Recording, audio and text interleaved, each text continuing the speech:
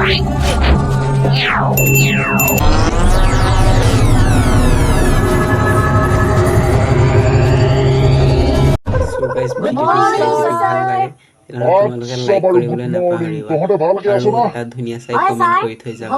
কৃপাত আমি ভালদৰে আছো। আপোনাৰ ভালনে ছাৰ? আমাৰ কথানো আৰু কি বুঢ়াই হলো, ভাল বেয়া মাজতে আছো দে। তেনেহলে আজি ক্লাছটো কেনেকৈ আৰম্ভ কৰো? ছাৰ আমি নাজানিম নহয়, আপুনি কেনেকৈ আৰম্ভ কৰে সেইটো আপুনিহে জানিব। আপুনি কৈ দিয়ক আৰু যেনেকে হলো আমি মানে কৰিম আৰু ক্লাছটো, আৰু আপুনি যেনেকে কয় তেনেকে কৰিম আৰু। হয় নেকি? ঠিকে আছে দে, ঠিকে আছে দে। হয় ছাৰ, একদম ঠিকে আছে, ঠিকে আছে, একদম ঠিক আছে। মই তোক এটা প্ৰশ্ন কৰিম হা, প্ৰশ্ন সুধিম তই উত্তৰ দিবি। ঠিক আছে ছাৰ, আপুনি প্ৰশ্নটো সোধক, মই উত্তৰ দিবলৈ চেষ্টা কৰিম। ভালদৰে শুনি যাবি দেই। এজনী কুকুৰা আছিলে, কুকুৰাজনী হৈছে ৰামৰ। ৰাম আৰু হৰি দুটা ঘৰ, আৰু এটা চুবুৰীত মানে দুটা ঘৰ আছে, মানে বিভিন্ন ধৰণৰ ঘৰ আছে দেই। এইটো ওচৰা ওচৰিকে দুটা ঘৰ আছে, এটা ঘৰ ৰামৰ আৰু এটা ঘৰ হৈছে হৰিৰ। আৰু কেইবাদিনো যোৱাৰ পাছত ৰামৰ কুকুৰাজনীয়ে এটা কণী পাৰিলে, মানে প্ৰথম ষ্টাৰ্টিং কৰিছে কণী পৰা, আৰু সেই কণীটো পাৰি দিলে হৰিহঁতৰ ঘৰত। এতিয়া সিহঁতৰ মাজত আৰম্ভ হৈ গল এখন কাজিয়া। ৰামে কৈছে কণীটো মোৰ, কাৰণ কুকুৰাজনী হৈছে মোৰ, কিন্তু হৰিয়ে নেমানে, আৰে কুকুৰাজনী তোৰ হলে কি হব, কণীটো মোৰ ঘৰত পাৰিছে, গতিকে কণীটো মোৰ। এতিয়া সিহঁতৰ মাজত খাতৰা কাজিয়া, কোনে লব কোনে নলব, সেনেকুৱা এটা পৰিস্থিতিৰ সৃষ্টি হৈ আছে। ক যে কণীটো আচলতে কাৰ? ছাৰ আপুনি কিন্তু বহুত বঢ়িয়া প্ৰশ্ন এটা সুধিছে দেই। আচল কথা কবলৈ গলে ছাৰ, সিহঁতে কাজিয়া কৰি একো লাভ নাই। কণীটো হৰিও নহয় ৰামও নহয়। আচল কথা কবলৈ গলে কণীটো হৈছে আমাৰ মানে নহয়, ৰামৰ কুকুৰাজনীৰহে ছাৰ। হয় জানো? হয় ছাৰ, মই এটা সৰু উদাহৰণ দিছো আপোনাক, তেতিয়া মানে আপুনি ভালদৰে বুজি পাব। আপুনি নালাগে, আমি সকলোৱে ভালদৰে বুজি পাম। ছাৰ ভালদৰে শুনি যাব দেই। বুজাই দে।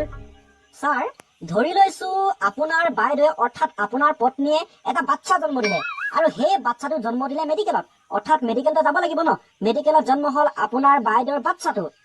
এতিয়া ছাৰ আৰম্ভ হৈ গল এখন কাজিয়া।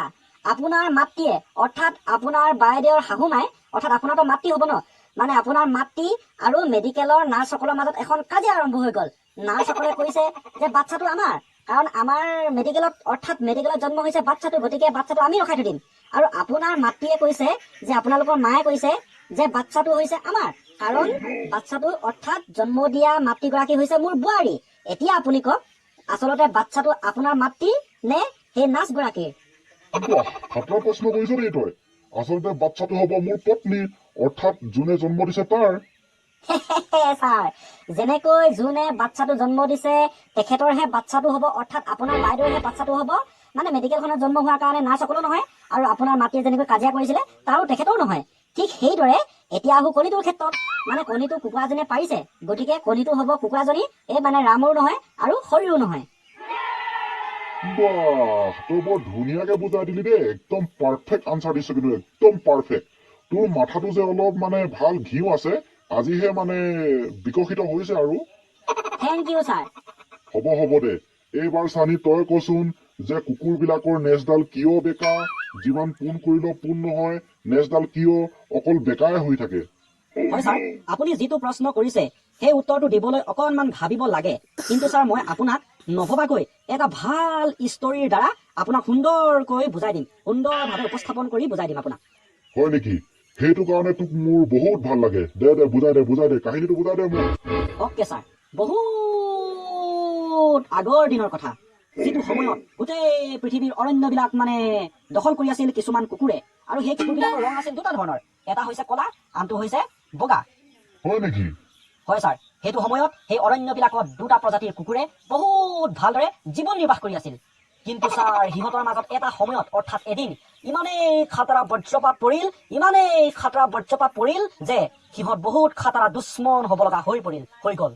এই কলা প্ৰজাতিৰ কুকুৰবোৰে বগা প্ৰজাতিৰ কুকুৰবোৰক দেখিব নোৱাৰে, বগা প্ৰজাতিৰ কুকুৰবিলাকে আকৌ কলা প্ৰজাতিৰ কুকুৰবিলাকক দেখিব নোৱাৰে। তেনেকৈ হৈ সিহঁতৰ মাজত বিবাদ লাগি এটা সময়ত খাতৰা গোটেই বিশ্বযুদ্ধ নিচিনা কুকুৰবিলাকৰ মাজত যুদ্ধৰ সৃষ্টি হৈ গল। তাৰ পাছত উপায় নাই, কুকুৰবিলাক মৰি আছে, দুখিনো বিৰাট খাতৰা, কামুৰি লাগিছে, সাংঘাতিক যুদ্ধ। যিমান কলা প্ৰজাতিৰ কুকুৰ আছে সকলো আহি লৈছে, যিমান বগা প্ৰজাতিৰ কুকুৰ আছে সকলো আহি লৈছে, খাতৰা যুদ্ধ লাগিছে।